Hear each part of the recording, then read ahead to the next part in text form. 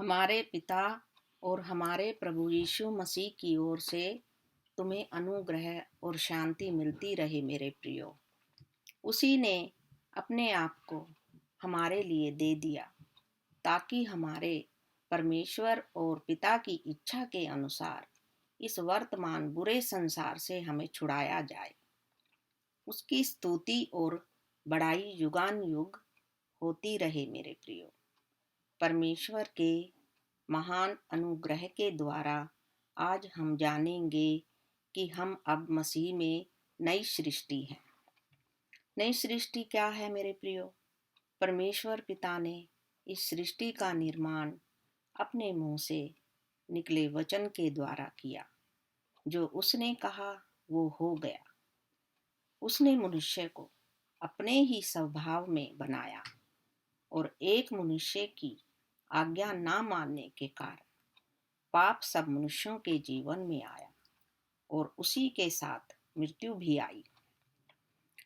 और जब पृथ्वी पर मनुष्यों की संख्या बढ़ती गई तो वे बुरे कामों की ओर फिर गए और वे पाप कर्म में लग गए।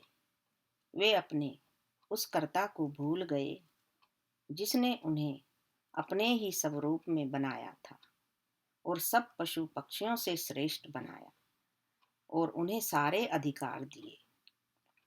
वह सारी सुख सुविधाओं को पाकर अभिमानी हो गया। ऐसे में परमेश्वर ने मूसा को चुना और मूसा नबी को अपनी व्यवस्था दी और उसमें परमेश्वर की 10 आज्ञाएं थी कि लोग उन पर चले और बुराई और पाप कर्म से फिरकर परमेश्वर की ओर फिरें। लेकिन व्यवस्था पर सब लोग ना चल सके और जो व्यवस्था पर चले उन्होंने जीवन पाया और जो ना चले वो नष्ट हो गए। परंतु परमेश्वर दयालु है, करुणामय है मेरे प्रियो। उसने जगत से ऐसा प्रेम किया कि अपने इकलौते बेटे को भी इस जगत के लिए दे दिया। वो मनुष्य का रूप धारण करके इस जगत में आया। जिसने उस पर विश्वास किया उन्होंने ज्योति पाई और अंधकार ने उसको ग्रहण ना किया। यानी जो लोग अंधकार में चल रहे थे उन्होंने विश्वास ना किया। वो व्यवस्था की रीति पर ही चलते थे।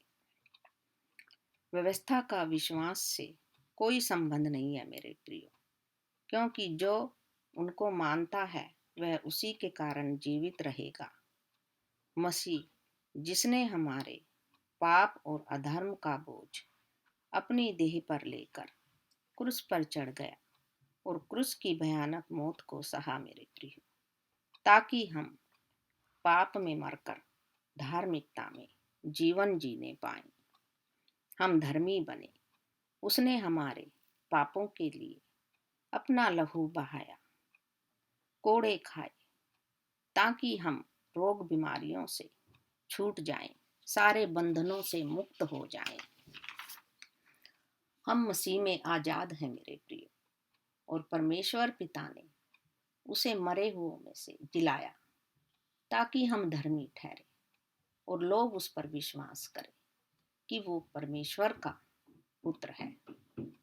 मसीह के द्वारा हमारा मेल मिलाप परमेश्वर से हुआ और हमें मेल मिलाप का आत्मा मिला और हम मसीह में परमेश्वर की धार्मिकता कहलाए। उस पिता ने हमसे ऐसा प्रेम किया जो कोई नहीं कर सकता। परमेश्वर ने मसीह में होकर संसार से मेल मिलाप कर लिया और उनके अपराधों का दोष उन पर नहीं लगाया और मेल मिलाप का वचन हमें सौंप दिया। जब मसीह का बपतिस्मा लेते हैं तो हम भी मसीह के साथ मरकर जीवित होते हैं। आत्मिक रूप से हमें नया जीवन मिलता है और हम मसीह को पहन लेते हैं। जो भी मसीह में है अब वह नई सृष्टि में है मेरे प्रियो। पुरानी बातें बीत गई हैं और सब बातें अब नई हो गई हैं। हम पहले जैसे नहीं रहे मेरे प्रियो। हमने अपने पुराने मनुष्यत्व को त्याग दिया है।